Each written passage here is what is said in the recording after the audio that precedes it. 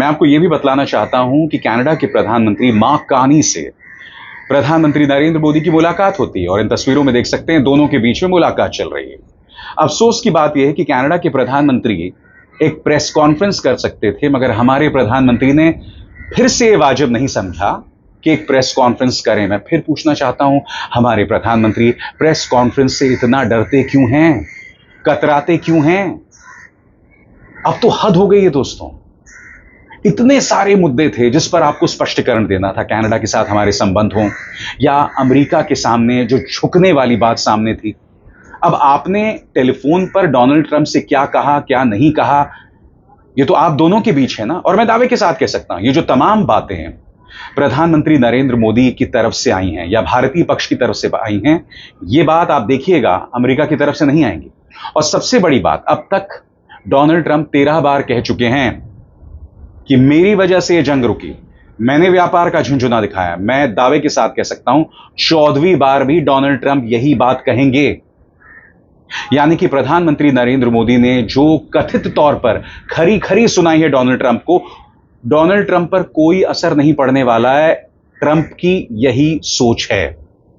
और यह भी कि इस बातचीत के दौरान प्रधानमंत्री ने उनसे यह भी कहा कि आगे से अगर पाकिस्तान हम पर हमला करेगा तो उसे जंग माना जाएगा।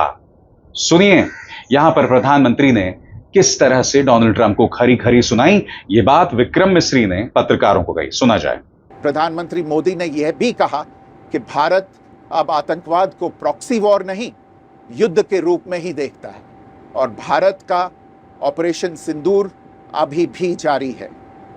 राष्ट्रपति ट्रंप ने प्रधानमंत्री मोदी से पूछा कि क्या वे कनाडा से वापसी में अमेरिका रुक कर जा सकते हैं।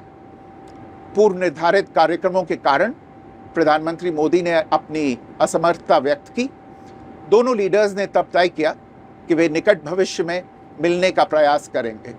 मगर आज एक और मुद्दे को लेकर बवाल हो रहा है दोस्तों। इस वक्त जब मैं आपसे बात कर रहा हूं तो हो सकता है कार्यक्रम आते आते तक पाकिस्तान के सैन्य प्रमुख जनरल असीम मुनीर अमेरिकी राष्ट्रपति डोनाल्ड ट्रंप के साथ लंच करने वाले होंगे। मैं फिर आपसे पूछना चाहता हूं कि ऐसा क्या हो गया? वो जनरल जिसकी सोच जिहादी है, वो जनरल जिसके बारे में कहा जा रहा है कि वो पहलगाम का मास्टरमाइंड हो सकता है, अमेरिकी राष्ट्रपति उसे बुला सकते हैं, उसके साथ लंच कर सकते हैं, मगर उन्होंने कहीं ना कहीं भारत और पाकिस्तान को एक पैमाने पर रख दिया है। आखिर क्यों?